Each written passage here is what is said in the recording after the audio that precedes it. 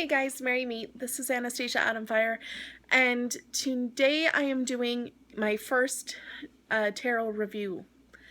So I'm beginning my divination study, and I'm starting with tarot cards. To do this, I wanted to get a deck that I could use just for me to use. I've got a couple of decks that I use and have used to read other people as well as myself, but one of my friends on Facebook, Melissa Nolan, had this great idea, or this great point. She has a tarot deck that she uses solely for herself, and then others that she'll read with other people. So I wanted to get a deck that was like Rider-Waite, but was a little different. I like the basic pictures of Rider-Waite. I like the traditional look, but I don't click that well with the actual graphics of the artwork, if that makes sense. I don't know if it's the style or just because I've seen it so many times, but there's something about it that I kind of look at and go, I like that, but it's not me. But I wanted something that was a bit more traditional in that fashion, because you have so many tarot decks out there that are just, I mean, they're amazing, they're awesome, but they have such, and they have such amazing artwork that's associated with them, but in the same breath it becomes so involved and symbolic, and it takes on a life of its own, and it's outside the traditional cards. And when you're just starting to learn it, at least for me, I like to take a more traditional approach. That's the wrong word. I like to start with the traditional aspects of things, or working with more traditional things, and then expanding upon that, if that makes sense. So what I did was I went looking for a tarot deck that kind of suited that, and I found the Crystal Tarot. This may show backwards on YouTube, so I'm sorry if it does. This is a deck, when I saw it, if you can see, the pictures are fairly similar. They have a lot of the same looks as the Rider-Waite. For example, the Magician down here, very similar. The Moon, very similar. But it's still somewhat different. It's a different approach to it. It has kind of a lighter, more airy look to the artwork. Some of the symbols have changed, but they all kind of ring true. So I jived really well with it. And then something else I noticed was in the pictures there were these big chunks of crystal pictured in. And when I read the back, I found out that the Crystal Tarot, what it does is it takes your traditional tarot cards, but then also shows a correspondence or an association with a specific crystal.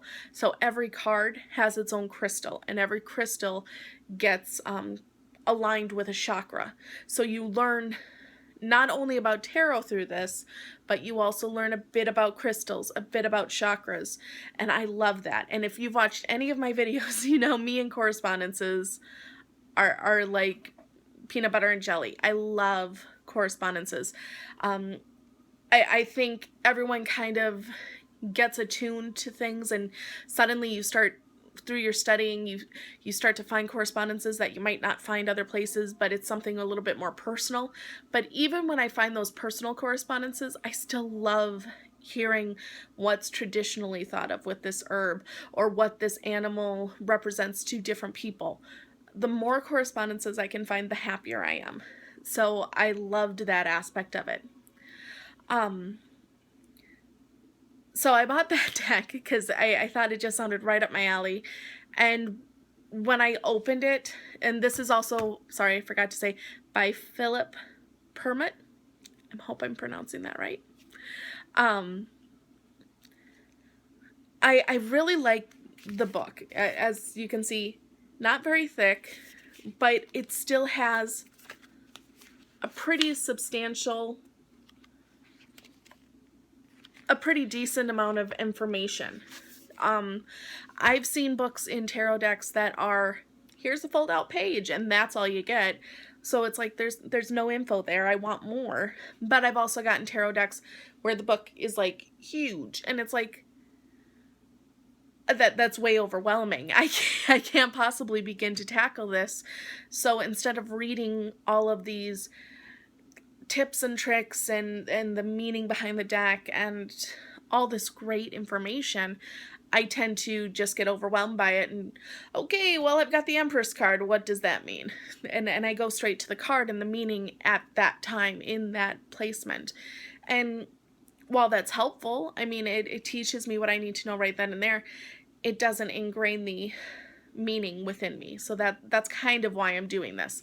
So I really like this because it has detailed information, but in the same breath, it's not this huge, overwhelming, hulking thing that I somehow have to tackle. I'm going to kind of look down at the book, so I apologize if I'm not making eye contact. It goes through the introduction, which kind of lays out, this is how this deck works, this is what it's supposed to do. It's associating crystals and their meetings with the guidance with the tarot. And it also brings in the idea of chakras. So if you have this huge layout and you find a ton of these cards relate to your root chakra, well, maybe that's something you need to focus on. Maybe that's a chakra you need to work on and heal. I don't know much about chakras. They're very interesting to me, but they seem so above my knowledge. So I'm really excited to kind of get to sink my teeth in a little bit on them through learning tarot. It kind of goes into a basic divining of the future and all that. It also gives you an idea for meditation before doing a reading. I love hearing that because I, for one, suck at meditation. So any helpful hints, tricks, all that jazz, I am all about it. Then it goes through like a bit of information on the major and minor arcana. Major arcana means great secrets. It's made up of 22 unique cards, aka trump cards. It kind of gives you a little brief meaning there, and then of course minor arcana, known as the lesser secrets. That's actually something I never really knew before. Again, there are probably so many out there that are just, I know there are so many that are out there that are just amazing with tarot, and this video is probably really hurting your brain because, seriously, chick, me being the chick. But yeah, it's something that I never, it's the first time I'm really getting into things, and I really am interested and really loving it. So that's cool that they included that information. Then they go through the numbers, they go through a brief summary of court cards and what those archetypes are. Then it goes through the chakras and kind of the base chakra, what that represents. I think I said root chakra before, and apparently that's wrong. The solar plexus, what life area that connects to. And so that's kind of cool too. Then it goes through a brief laying of the cards. This was the one place I wish they had a bit more information. They have the single card draw or layout, or however you see it, past, present, future, compass point spread, hexagon crystal spread, and then that's it. I wish they had a bit more. I mean, Celtic Cross at least, give me something.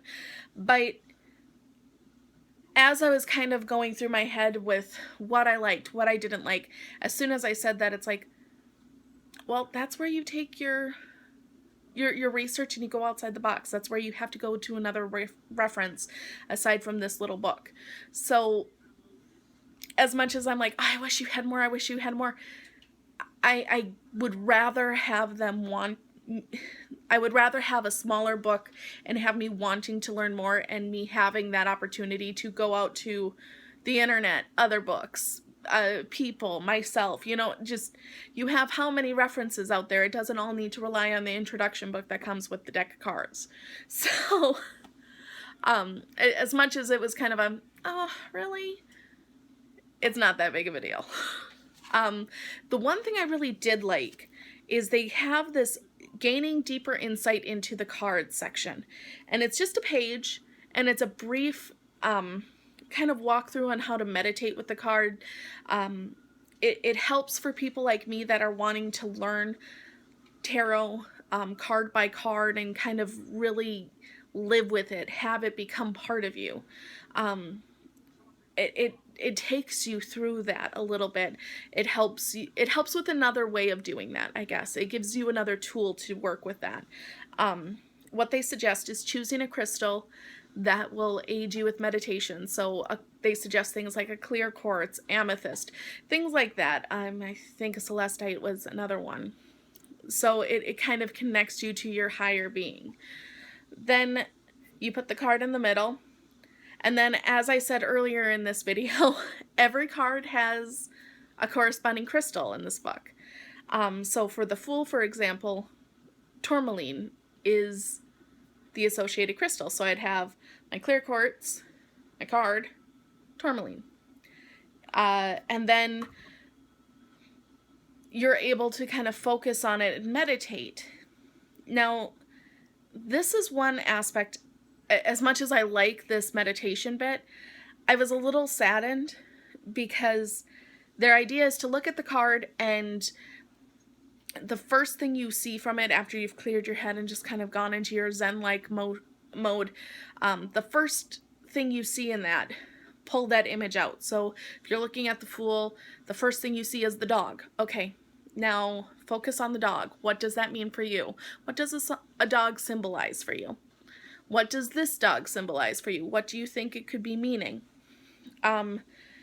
Once you kind of go through that process and you go through that meditation and kind of answer the questions that the dog gives you, then you open your eyes again and look at the card after your mind has been cleared, and you look, and the next thing you see is the package or the sack on the back of the staff. Okay, then you meditate about that. That makes sense. That's all well and good. But it goes on in the little book to say, note there are often several parts to an image. There are at least 10 different things in each tarot card for you to find and understand. That's where it ends. That drives me nuts. And trust me, I looked at the individual information. It really doesn't give you any. There's a great tarot deck that my witchy sister-in-arms has called the Witch's Tarot. And one of the things she loved most about this was it went through all the different cards and told you the symbolism of the little cat in the corner, or the raven overhead, or perhaps the number of ripples that were in the reflecting pool. It went through all those great symbolisms. And while I understand seeing a black dog could mean something for someone, whereas it might be something different for me, I still, if someone took the time to draw a black dog as a specific symbol or to signify something, I want to know that. I want to know what they had in their head.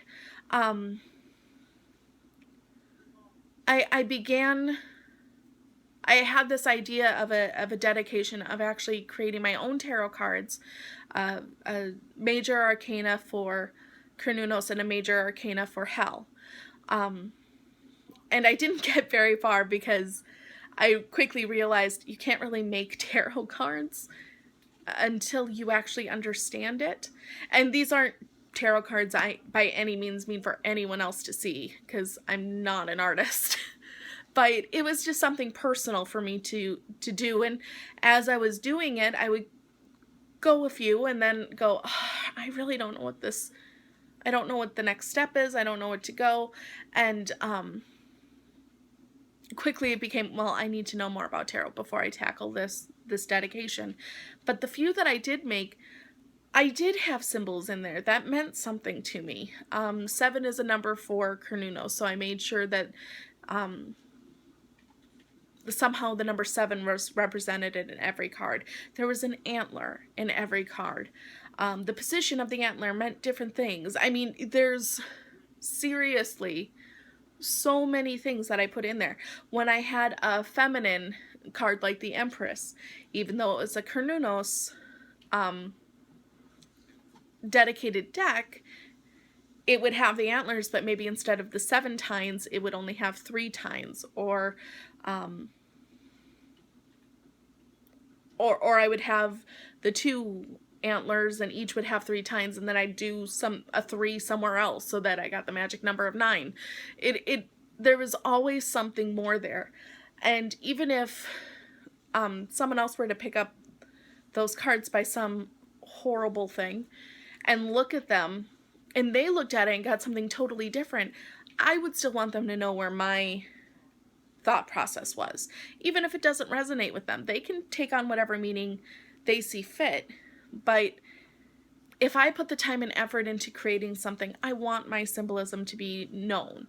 So I'm a little saddened when other people create something as awesome as like a tarot deck. And I can tell there's symbolism here. I read there are at least 10 different things on each tarot card to find and understand. There's 10 things on one card. I want to know what that means. And I'll find my own meaning. Don't get me wrong. I have no problem doing that. But I'd like to know what the original artist had in mind, I guess. Now that I've gone on like a 10-minute tangent about that, that's really the biggest drawback I found so far in this deck, is it gives you a rundown of the cards, which is great. And again, it's just enough information, but not an overload. But I wish it gave a little bit more knowledge as far as the symbolism in each card. I also don't like it. This is very much a personal preference. I do notice, I do acknowledge reversals in cards. I do. I think if you pull it a certain way, granted, there are those times if you're pulling every card, like if you shuffle the deck a certain way and all the cards are reversed, I get it. But I think if you draw a card a certain way and it ends up as a reversal, there's a reason for that. And there's a reason behind that. And I know there are a lot of people that read cards, they don't have reversals. I know in my Oracle deck, there are no reversals. That makes sense to me. But in tarot, for some reason, it really hits me strong when I get a deck and I hear, oh no, there's no reversals in this deck. This deck, there are no reversals. I struggle with that. I like having that balance. But I'm going to try to learn this from their point of view. I bought a deck. I'm going to learn it the way they intended it. However, in my research, I'm still going to take notice of what the reversals of the cards traditionally are, if that makes sense. So yes. So, oh, and those stones. So another thing I noticed, I love having the crystals associated. However, there are quite a few stones in here, some of which I've never heard of. Others are a bit outside my wheelhouse as far as rubies, diamond, sapphire, things like that. I just don't think I will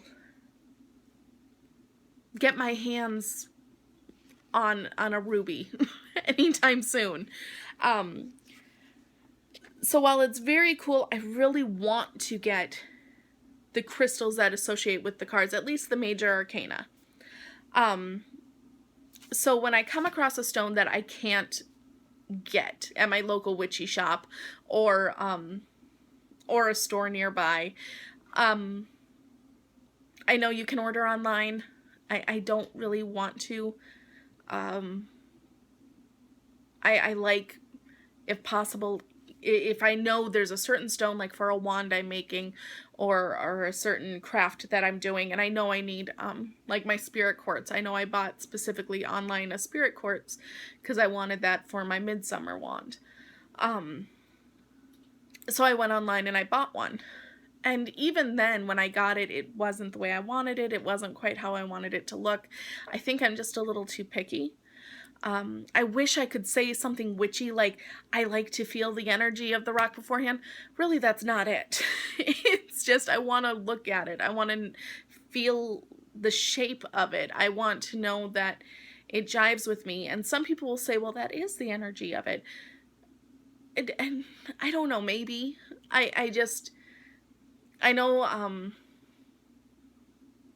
both of my witchy sister in arms, Kristen, is very good. She's awesome with picking up a crystal and just being like, oh, this is for you, Anna. This really calls to me for you. And she just knows this stuff. My buddy Brandon, another amazing person when it comes to crystals. He and I went to Renfest together, and there's beautiful, beautiful, huge thing of clear quartz, and it's in this just elaborate, kind of an outdoor wind chimey type deal, but this, I'm serious, it was ginormous piece of clear quartz, and it was beautiful, and he just, oh my, and he went right over, and I knew where he was going, so I went over with him, but he just, oh my gosh, the energy off of this is just, I don't ever have that connection. I don't know what's wrong with me. If it's something I'm crafting, I get that. If it's something someone else has crafted for me, I got it. I can feel energy other people have put into things and that they've made or that they've had a part in. But in rocks and stones in general, I never really feel that. There are certain rocks and stones I can pick up, like Pretty Alice Moon, when she sent me that Selwyn box, she found a couple of rocks just out in nature, and I just freaking love them. I just immediately, and it could be because I have a soft spot for just natural rock found out and about, because my daughter brings me home them all the time. But going to a store and picking up a piece of stone, I don't know if it's because I do usually have my daughter when I go witchy shopping, and I don't really have time to kind of zen out and feel the energy, or if I just don't know what the heck I'm doing. Either way, I went off on a tangent again. I'm so sorry. Either way, it's not about feeling the energy of anything. It's just online doesn't really jive with me. I like to purchase things. I like to have them in hand. I like to go home with them and play with them, have them for whatever I want them to be for. I'm just not a patient person. So instead of buying a ruby online or buying a diamond online, what I'm going to do is kind of study up on the cards, study up on the association, and find another stone that might work. Yeah. So that's kind of my plan. I'm sorry, this kind of went off in weird directions. Basically, especially if you're starting out and are kind of a newbie like me when it comes to tarot, the Crystal Tarot, if you like correspondences, if you like learning about a couple other little things on top of the tarot, I really do like this. The artwork is very light, very airy. I like that feeling. It still has a very traditional Rider-Waite feel, but it has just a bit of whimsy to it, so that's the word. It's a little bit more whimsical than Rider-Waite, and I like that. Rider-Waite. I have been saying this so many times today when I've been practicing, I can't say it right anymore. You know what I mean. So yeah, so this is the deck I'm going to be working with in this Divination Tarot Focus. I hope you guys like it. I'm very excited. And that is my first tarot review. I hope it wasn't too terrible. Please like, subscribe, comment, even if it's seriously, chick, you need to calm down. I get it.